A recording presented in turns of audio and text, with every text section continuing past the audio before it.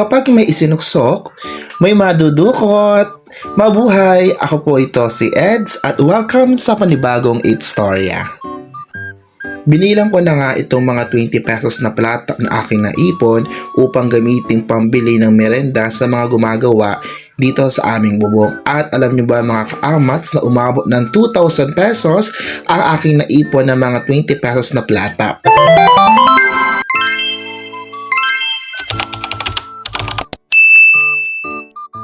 Day 4 na ng aming house renovation pero hindi pa rin tapos ang mga materyales na kailangan kong bilhin para matapos na nga yung aming bubong. Kaya naman pumunta na ako dito sa Marktown sa may malapit sa Market View para bumili ng hollow blocks. At ito nga pala ang eksena ng aming ginagawang bubong. So malapit na siya matapos, I think 65% na yan.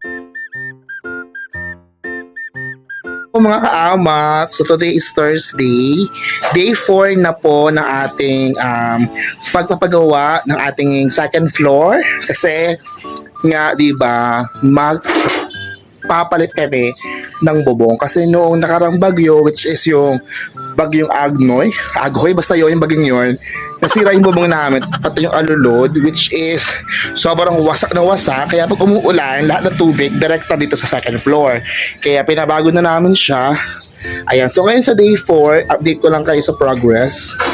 Ano na, meron na silang firewall, ayan, nalagyan na ng firewall, yun, tapos mag-aasinta pa sila ng hollow blocks bukas. Tapos yung ibang mga trusses bang tawag dyan, yung bakal na ilagay na, ayan, okay na, nakapalibot na, ito na lang ang ilalagay nila bukas.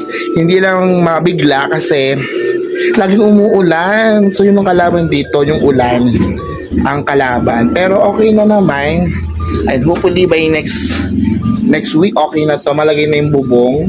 Ayan, so by the way, kung di ako nagkakamala, yung bubong isang haba na siya, color roof. Ang halaga niya guys, alam niyo kung magkano, 4,800. So 4 hanggang 5 yung bibili namin. So grabe talaga yung presyo ngayon. So nakakalula yung yero, 4,800 isang haba. Pero goods na yun kasi hindi na siya ikakat, pero iniisip ko yung delivery, ganyan. Sana may free delivery. Kasi yung iba, kapag umorder ka sa factory talaga, wala. Kayo magbibit-bit. Ayan. So, sana makalibre tayo. Tapos ito, lalakad ako. Ayan. So, itong second floor na ito yung magiging kwarto ko na. Yes, dito na tayo dito na sa second floor tayo magkakwarto. Tapos, si mother dun sa kwarto ko sa baba. Kasi, syempre, senior citizen na siya. Tapos yung kapatid ko na nandito, yung kambal, isa laki. Doon sila sa kabila, papagawa sila ng kanilang kwarto doon. Tapos yung dalawang kwarto doon sa dalawang babae.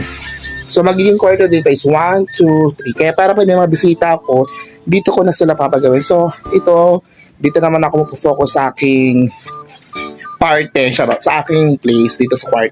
So dito ko ngayon sa may terrace. Ito yung terrace namin guys, wala na din siyang bubong.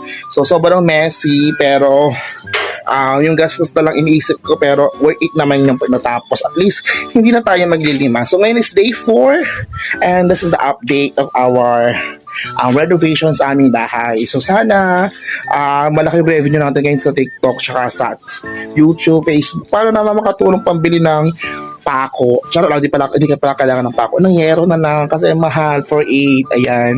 Tsaka ng semento. Ang mahal din ng hollow blocks sa 13 pesos. Meron pa kami parating na 150, panibagong order na yun. Hindi pa rin dumadating. Kasi hindi ko alam, marami at napapagawa ng bahay ngayon.